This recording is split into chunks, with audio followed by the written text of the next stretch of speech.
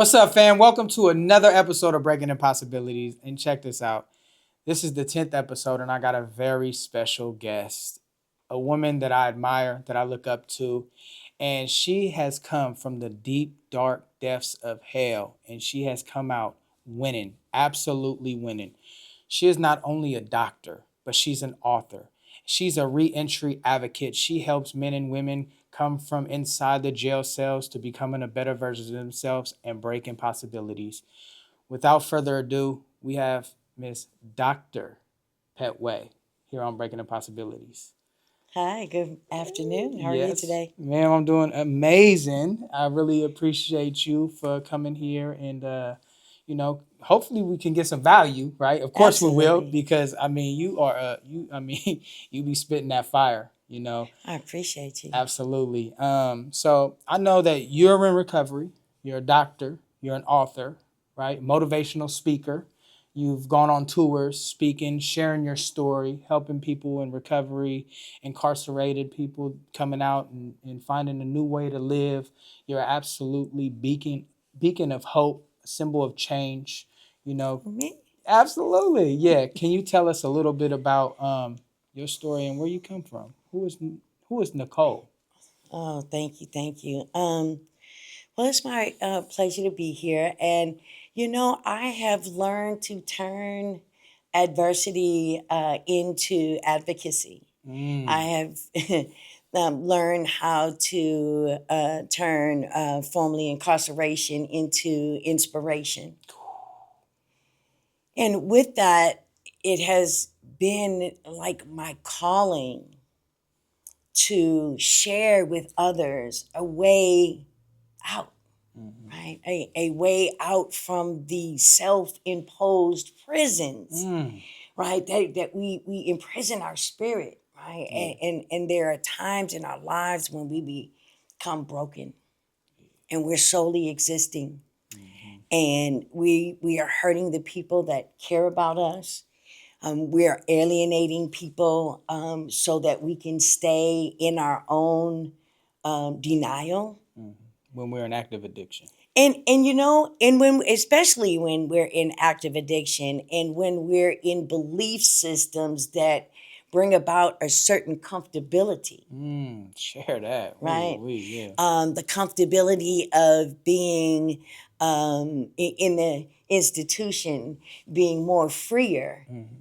than on the streets, because I could not live life without the use of drugs and all of the subculture that it came with. Mhm. The getting and using and finding ways and means to get more, Come on. right? And then like the subculture of by hook or crook, Mhm. right? And Mhm. and I had the mentality that can't stop, won't stop. Yeah, yeah, yeah. And so when I got clean and when I got an opportunity to take a look at my shortcomings, Mhm. take a look at my character defects, Yeah. right? Because the disease of addiction manifests itself in my life in every aspect of my life, even clean, I'm on now. For right? real, for real. And so getting to know my addiction, Yeah. right? Getting to know what it is about myself that needs to be numbed Mhm. so that I don't feel, Yeah. right? Um, yeah. So I work on a daily basis to tell folks that I'm just a behavior away from being back in orange, Mhm. right? Every day, I have to make a conscious decision to show up in life, Mhm. to show up in my life, and to show up in a way that brings value to my community, Yeah. right? And that's because I did so much damage to the 4 block radiuses that I would get stuck in at various places in San Mm. Francisco, Yeah, for you sure. know? Man, that's huge, because some people don't make it out of that, right? That 4 block radius you talked about, man, is sometimes it's too far to go the fifth block over. It is. You know what I Yeah, mean? absolutely. And it's a barrier, it's a cage, right? Hmm. And within that, when we start to break down those barriers and we start to really find out who we are, Hmm. right? And you talked about like behavioral you're just a behavioral away from being back in orange, right? You've done some time. Is Oh that yeah, right? yes. I've spent over 15 years in California Department of Corrections and Rehabilitation. I have given birth to my third child while I was in Chowchilla State Prison. Mm-hmm. And you know, those aha moments, Yeah. those God shots, Yeah. right? And those God shots happen when you are at your lowest, where the choices that you are contemplating, that suicide is one of them, right? Because, like, Mm-hmm. how did I get here again, Yeah. Yeah. Yeah. right? And the degradation that you experience in giving a child while incarcerated. I was able to hold my son for 8 hours, and I was back in the institution for count time. Mm. And what that does to, you know, a person's spirit, what that does, um, it can break you even further. Yeah. Right? It's like, how do you see a way out of this? Mm-hmm. You know, and it's that those moments that I have allowed the discernment that my ancestors have left me to know and understand that I can do better than this, Mm-hmm. right? That And that I aha moment. that aha I moment, didn't mean to cut you. you know, yeah, no, please, that aha moment that says, like, you know, and I've shared it in a number of meetings. I've shared it in talks that I've had. Is that, you know, my mom died when I was 24 years old, Mm. Sorry to hear that. and yeah, and she was raising the first child that I gave birth to, which was born tox positive. And And when you say tox positive, that means they had some substances, they had drugs in their system. born addicted to crack cocaine. Okay. Yeah. Mm. And when my mom died, you know, she was my everything, Mm-hmm. right? And um, I could hear her voice very clear, just as I was going to slit my wrists. And my plan was just to lay down up under and have my hands up under my. I mean, this is the contemplation, right? You know, the contemplation and the preparation. And I didn't go with action because I heard my mother's voice, Mm-hmm. and she said, "Nikki, you just need help." Ooh. You know, and it's something that I had heard her say many a times. You know, but It's loud and clear. that moment was loud. Ooh. I mean, because the body wasn't talking to you, but your mama's soul was talking to you. Absolutely. Yeah. Oh man, that is powerful, Thank you. right? And I mean, what what are some? I mean, you just shared it, right? That was the aha moment. But was there anything else that was really, you know, other? I mean, having your firstborn in Chowchilla, your mama's spirit speaking to you as you start to come around the corner. Was there anything else that really like, oh, this was it, right? Coming, because you know when you're in early recovery, like there's some things that like, damn, am I really gonna do this? Like I could have my mama's spirit talking to me. I could be in that moment where like, damn, am I really gonna continue to keep living like this? But then you get to that moment where you're like in early recovery, and then you're like, oh man, I'm really about to continue to keep doing this. Like that moment in early recovery that helped you, like, this is the only way. Yeah. Well, I had to do something different than what I had been doing. Facts. And what I had been doing is that I would go to jail, I'd rest up, and I would, live in a way that was thriving for me, Hmm. and I didn't know how to have that on the streets. Yeah. And so I would get out, and no matter how good my intentions were, every time I got out, the dope told me I was going to do something different. I Hmm. mean, even, after 5 years, I'd get out and, I'm like, oh, I'm getting ready to do wonderful things. But even before I get to the city, I'm on the bus from Chowchilla. My stomach is flipping. I got this $200 gate money, and each time, I'd wind up, 24 to 48 hours later, stuck like Chuck, looking out peepholes for the parole department. Yeah. Right. And so I asked for help while I was in the institution. And that was big for me. And I even had some of the women that I was incarcerated with say, man, you going to do 5 years in prison and then going to go to a program? Well, I needed to do that because I needed that bridge over to stability on the streets without using. And I was able to go into a program called Milestones. Milestones. Milestones. Okay. Ironically. Yes. Yes. Yeah. And so Milestones, I mean, at the time it was a homeless shelter for people on parole. Yeah. But what it gave me was a sense of belonging. I developed a lot of family connections in Milestones, Yeah. right? Yeah. And we were on 5th and Harrison. And, okay. I just started to grow. Yeah. I started to feel good about me. And the one thing I was getting ready to mention before when I talked about when you learn about your character defects and your shortcomings, that, once you're able to see, you're able to transform those things and find the beauty that you have, the character building experiences that you've had, and you're able to come out and say, wow, like I must be a really strong person to have come through all of the things that I've come through. How can I use this? Right? And that's surrender, right? That surrender and saying, God, because we have asked God to help us out of a lot of situations.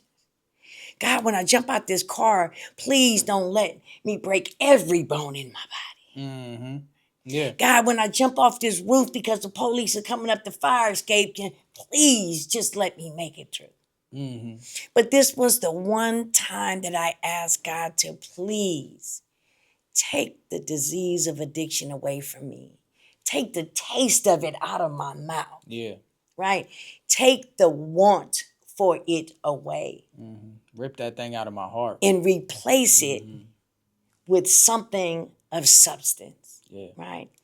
And establishing that relationship with God was something else that really, really helped me. Because when I realized that I was a child of God, and that the God of my understanding only wanted the best for me. And so that I had to trust the process even when the times got hard and got bad. Yeah. When relationships didn't work, when people go out and relapse and pass away, how do you make it through that? Right? Make it through that with your sanity. Make it through that with your spirit. And still being able to go on another day can sometimes be that one thing that you can reach out to God and say, I need you. Yeah. I need you today. Yeah, right? for sure. Every day. And I'm glad you shared that, because what has been so powerful for me is, I had a bad relationship with God. I didn't even have a relationship with God after my mother passed away in 2013. And I dove deeper into my addiction. Things really started to unravel for me in a very, very fast pace. And I was mad at everything, right? And I was mainly mad at God. How can you take my mom from me? Like, that's my mom. Like, what is you doing? For so many years. Up until about 2020. And I had already had, maybe I was close to about 3 years clean. And I was doing the second and third step, right? Come on. And I started to really realize I'm not mad at God. I should be thanking God for relieving my mom of that pain, because my mother was suffering. He did my mother a favor. I should be in debt to God because of what he did for my mother, right? I should be thanking God. And it took me a while to really understand that, because for a while I was walking around the rooms like my higher power is my mom. When I would speak to God, I would speak to my mom. Hey, mom, can you holler at your partner up there? Because I really need this job. You know what I'm saying? Yeah. I really need this job. Like when I was in Marin County and the doctor wouldn't sign off on Father Alfred Center. I'm going to get to that too. Father Alfred Center, where the program that I ended up going to, he wouldn't sign off on it because I came into Marin County with a broken leg. I was it's all stitched up and everything. And I came in there with my leg broken and it was all stitched up and everything. And then what happened was he wouldn't sign off because it was a work program. It was a year program.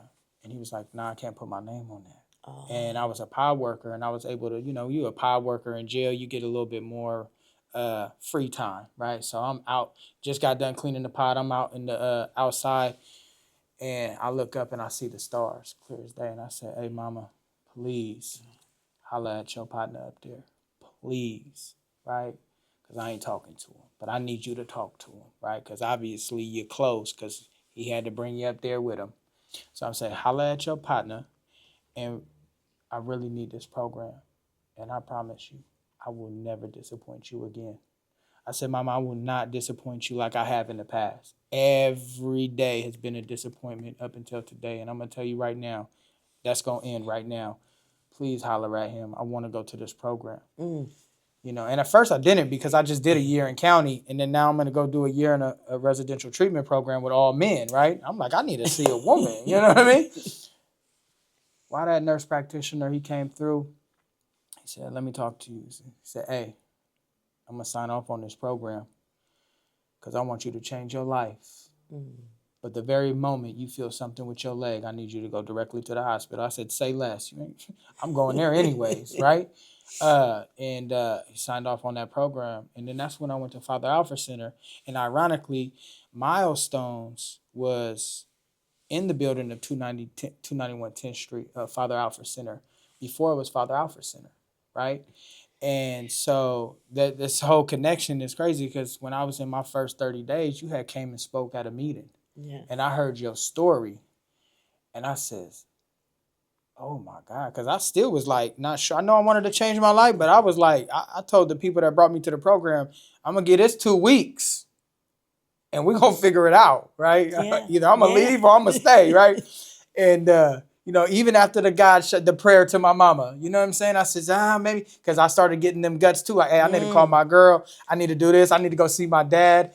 All that got shut down because I had asked my mom to holler at God. And God was like, you wanted this? And the probation was like, you leave that program, I'm violating you. But it wasn't your choice to send me there. This is my choice. It don't matter, you on probation. Yeah. I said, okay. Man, I need to go see my dad. I'm lying the whole time. I need to go see my dad. He's sick. My dad ain't sick. I needed to go run the streets in Oakland, see little Miss Ma, and then I'll go turn myself in the program. I would have never did that. But I ended up going to the program, and in my first couple of weeks, you came and spoke at the meeting, and I just was like, this is exactly what I want to do. And I says, oh, who better to have on my 10th episode but Miss Nichole, Dr. Nichole Pettway, right? Thank you. To share this journey.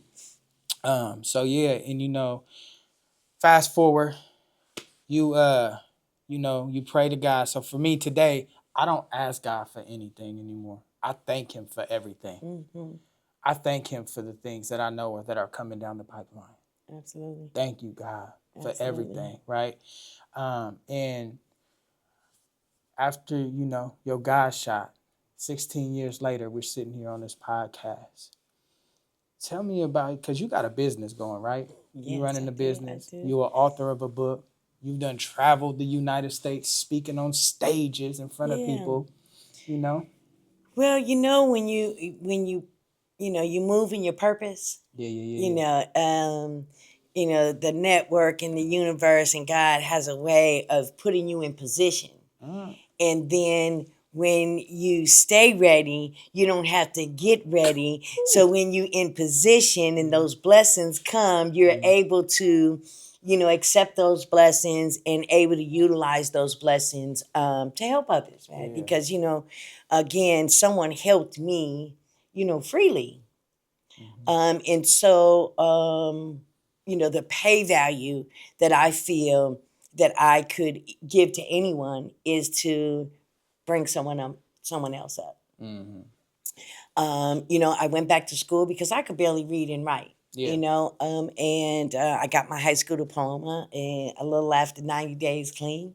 Me too. Yeah. And yeah, Mm-hmm. and I tell you, being surrounded in the atmosphere of education and the atmosphere of recovery, like so many people loved on me and believed in me and pushed me to go further in my education. Man, when I went to City College of San Francisco, it changed my life. Yeah. And so I did 4 years at City College in San Francisco. And all the while, I'm also increasing and advancing in my employment. So I started out at Salvation Army Detox. And then I went to be a case manager at Milestones at 291 10th Street. Okay. Then I got, a job in the jail. I mean, it just kind of progressed, up the ladder. And then I continue to progress with my education. I continue to reunify with my family, with my children. I'm a grandmother of 11 grandchildren and Okay. one great granddaughter. Oh, wow. When we talk about building bridges and connecting people to these resources out in the community, that's something that you do. That's your passion, right? Absolutely. It's not just my passion. I am, putting my passion into action. Come on. Yeah. I think it's just really important for formerly incarcerated, returning citizens, to know and understand that there is life after the penitentiary. Mm-hmm. Yeah. Right? There's life after the penitentiary, that there's education after the penitentiary, there's, getting your children back. One of my second daughter was born with multiple birth defects. And after about 9 months, I couldn't handle it. I could not handle the surgeries and all the stuff that she needed. And so I asked her grandmother to take care of her. And then after 33 years, I got custody of her back. And you couldn't have told me that. Yeah. That would happen. So the restoration of our families. So letting folks know we lead by example, right? Attraction rather than promotion. Absolutely. Right? Come on, share that, because absolutely. That's what keeps you going. Right? Yeah. And a lot of folks, oh, you're doing really good. But my really doing good is helping the community. Is letting that person that gets out know that there's an agency that you can come to that will assist you in shelter if you need it, in job readiness, on the job training, resume writing. We equipped the folks that come to see us with the soft skills, the hard skills, so that they can be self-sufficient. Come on, man. And even those who come in who say, I've never had a job, right? But I've spent most of my life in prison. And I ask, so how many jobs did you have when you were in prison? Because I remember being in the laundry room making 8 cents an hour. Yeah. Right? Big money. And so me looking at those things that you've done, I've even gone so far as to say, well, what kind of an addict were you? Right? You have to know that the type of addict you are is the type of recovering addict you're going to be. Absolutely. Right? Because how hard you went in the paint. Come on. Right? Is really how hard you need to be going to stay clean, to have that defense against the disease. Wasn't nothing stopping me from getting that dope. Yeah, you know what nothing. I mean? So nothing gonna stop me from getting this recovery from this life. And that full block radius is you was talking about, the only time we went off the full block radius is when it was a drought in our area, and we had to go from the mission to the TL. Stop it, I say. Absolutely fact. Absolutely. Yeah. No, for sure. I'm telling you, because the end of the day, like, there is nothing more, because I'm digging in dumpsters, pulling out the Popeye's chicken to put in a box, putting it on the dash of the car, heating it up so it's nice and warm when I go take it to my uncle, like, hey, I got some chicken. Let me get a little something. You know what I mean? Yeah, You for know, sure. so and those are the things. It's like, yeah, for sure. I totally understand what you mean by that. You know, because it's like, what? How hard is you gonna go for this? How hard do you want to change your life? And I remember what it was like getting out and not being able to even navigate the system of working with the parole department. Yeah, yeah, yeah, And having someone there to advocate for me, having someone there to say, no, she's worth saving. yeah. I did a lot of sex work in my life, and I remember when it was like to be looked upon as trash. Mm-hmm. And so, what is most important to me is to allow people to be seen Mm-hmm. and to be heard Yeah. and to be valued, right? Mm-hmm. People want to know that, I would say, if you could see you through my eyes, you would see what I see. And that is an amazing, capable woman, capable of turning her life around. Mm-hmm. Now, I could hear that, but I had to believe it, Yeah. right? And then I was able to see some of the pay values Mm-hmm.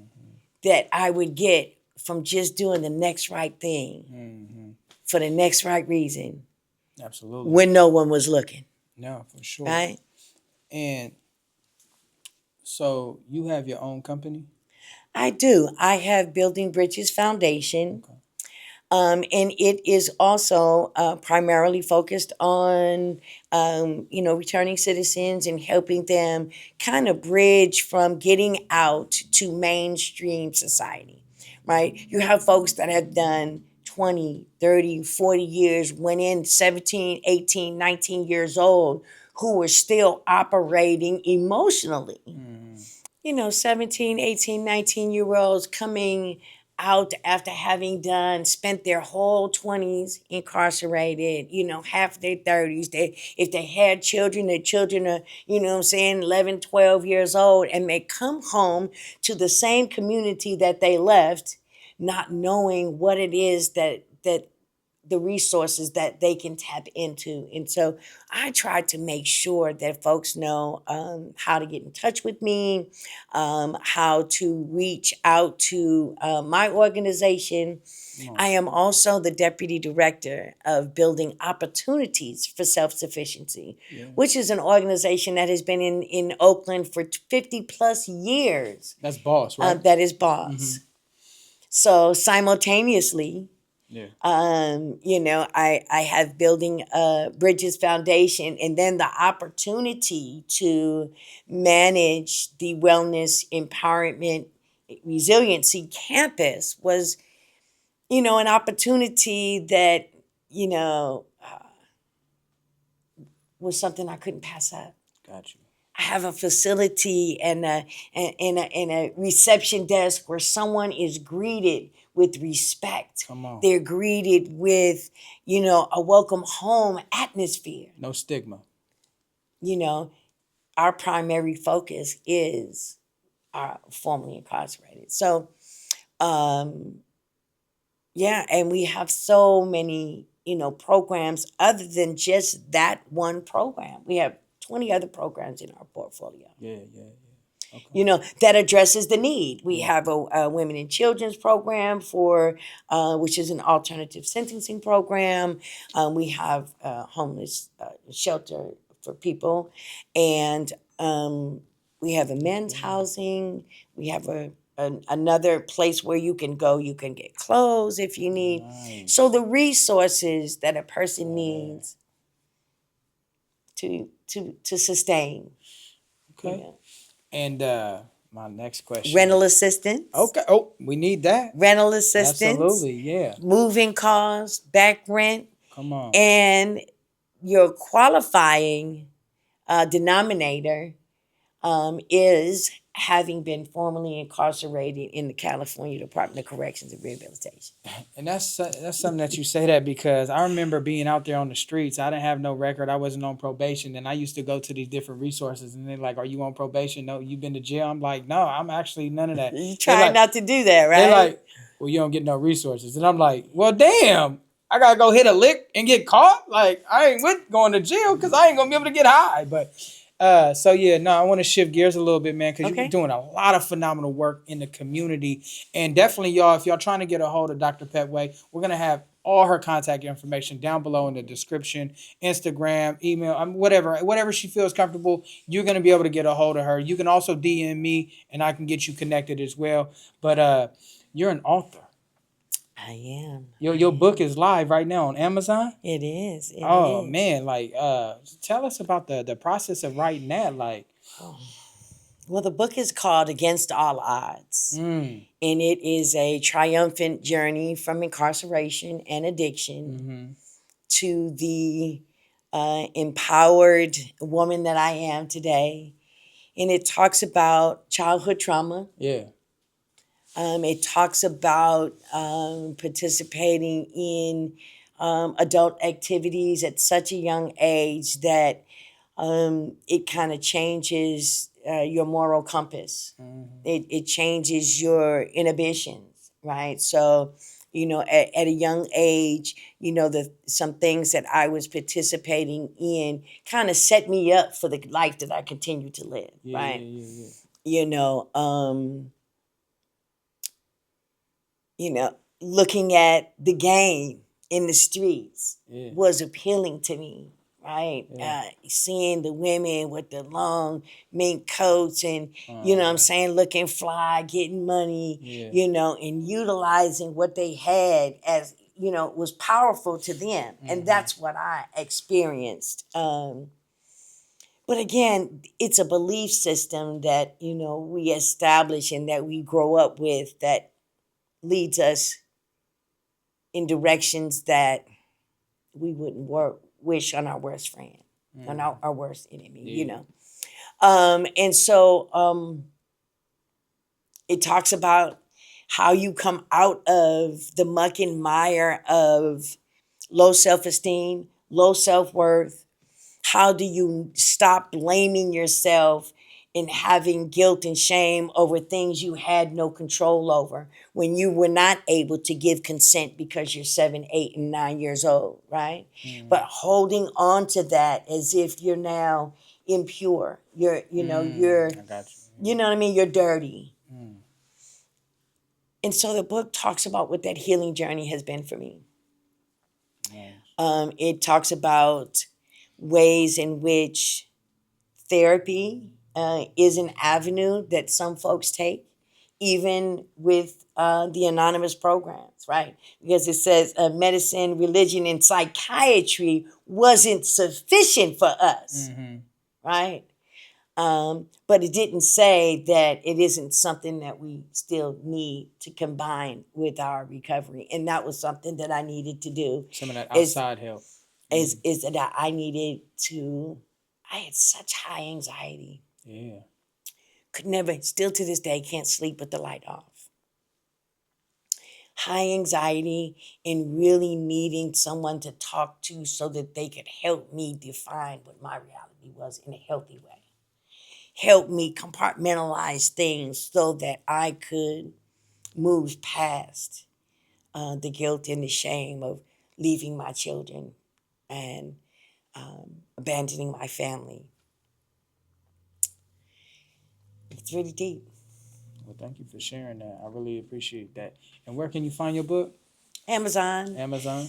The link will be in the description. Absolutely. I'm actually gonna purchase the book right after this episode. Show Okay. you some love. Let's Thank get you. that. Thank Yeah, you. let's get that I off also the have my shelf. own website. Yeah, come on, share that. I have my own curriculum. Yeah. I speak on many, many stages. My next appearance will be at the Leadership Experience Tour in Detroit, Yeah. August 8th and 9th. I am also releasing a co-authored book called The World's Greatest Speakers, Volume 3, Mm-hmm. which will also be coming out next month. Okay. Good. And I'm currently writing on the sequel to Against All Odds. Nice. Kind of elaborating. Each chapter just gives you a little bit of piece of who I am and what I've gone through. And my goal is to elaborate on each chapter and give more, because I had folks who said, "Man, I couldn't put the book down. I read the book over the whole weekend." It's it's a good read. No, for And sure. so I want to expand that. Absolutely. Yeah, we're gonna drop all that stuff into the description as well. And also too is if anybody, like I said, is trying to link up with Dr. Nichole, we can get you connected. Building bridges is something, that curriculum is phenomenal. I know we talked about transferable skills and helping Absolutely. people understand, like if you so dope, you could use a good salesperson. That's You can right. be an entrepreneur. That's You right. know, if you was a leader of this gang or squad, if you was the big man, you come out and you could be a leader in the corporate world. That's right. You could be able to delegate these tasks and understand the importance of structure and systems, right? Yeah. And so we can use that in a positive direction instead of a negative direction. And actually, we can make money without having to look over our shoulders. Absolutely. You know, Absolutely. and so like this has come to a segment in the show that I do every episode now, because and I always have to shout him out, Zoom, and he's always talking about he was on the pod and he told me, that entrepreneurs don't get their flowers, they don't get their love, they don't get the acknowledgement, and that's why he does the things he does. And for me, it's like that's so right, because coming from where we come from, in the streets, the gutter, and into recovery, like, we don't always get the flowers, right? We don't get the acknowledgement, right? So I want to give you your flowers, because you literally went from, I mean, the turmoil that you've gone through from a young kid being incarcerated, drug addicted, to complete failure to actually a doctor.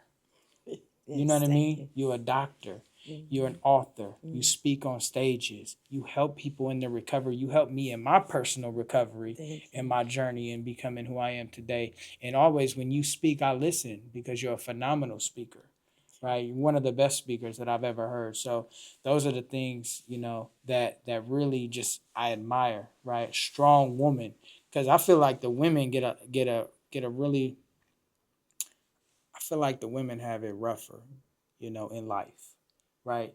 They get a hard turn, because they're women, and then the men like to take advantage and take overpower, and they got to deal with a lot of different things that the men don't take care of. And for a woman to come from where you come from, and now you on the top of the mountain, but you ain't on there alone. You turning around and you lending your hand and you helping people get up there and stand with you and enjoy the view with you. Yes, So absolutely. those are the flowers that I wanted to give you. You got some flowers right behind you, but like absolutely, I love you. Thank you so much, and absolutely keep doing what you're doing. We're gonna continue to grow and collab.